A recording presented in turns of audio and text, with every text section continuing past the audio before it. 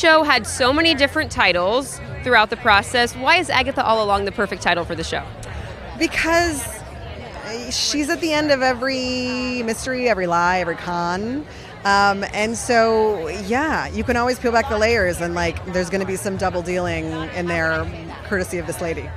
At what point did you decide to lean into the musical aspect of the show? From the absolute very beginning. There was no way that we were going to do an Agatha show without a musical element, given that her song took off so incredibly in WandaVision and that Catherine's so musical. And then selfishly for me, I just wanted another excuse to work with the Lopez's. So I sort of I manipulated the whole situation in order to get more music out of the deal. What was the pitch to Patti LuPone to come on board? Oh, gosh. I was really ready. I was like, she's going to be so tough. She's going to be so scary. She is like the nicest, kindest, most lovely woman ever. And I said, this is a show about witches. And she said, well, I am a witch. And I said, done and done. Let's get going. What sort of famous witches did you pull inspiration from while creating this? All of them. That was a lot of our research for this show. It sounds sort of silly, witch research, but we took it very seriously. And so it's all the witches from pop culture and then the legitimate history of witches, especially in this country. Name one and we probably discuss them in the writer's room. The trailer looks very spooky, maybe even a little scary. Would you say this is Marvel's spookiest or scariest show yet?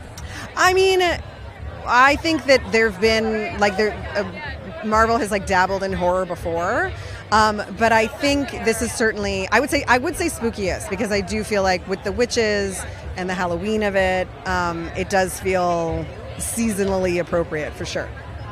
WandaVision was so well received and just so beloved. When you started working on this show, did you feel pressure to live up to what WandaVision was for so many people? I did. In truth, I would love to say, no, it's no big deal. But yeah, I just, fans seemed so satisfied and like they had so much fun with WandaVision, and I wanted to provide that again because that's how I feel. Like I want to be delighted by the content that I watch. But eventually that sort of fell away because this is a very different show, and Agatha is a profoundly different character, and so it was just really about serving her and her story. How would you say this show is different than WandaVision, and how would you say that it's similar? Well, the ways that it's similar is like WandaVision, it is, more of a puzzle box show. There's a lot of twists and turns, a lot of mystery, a lot of reveals. There's a lot of genre pastiche, allusions to familiar pop culture things. And the ways that it's different is, it's really spooky, it's dark.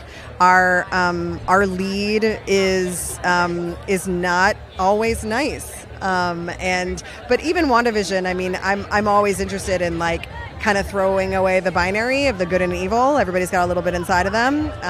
But let's be honest, Agatha's a little more evil than she is nice.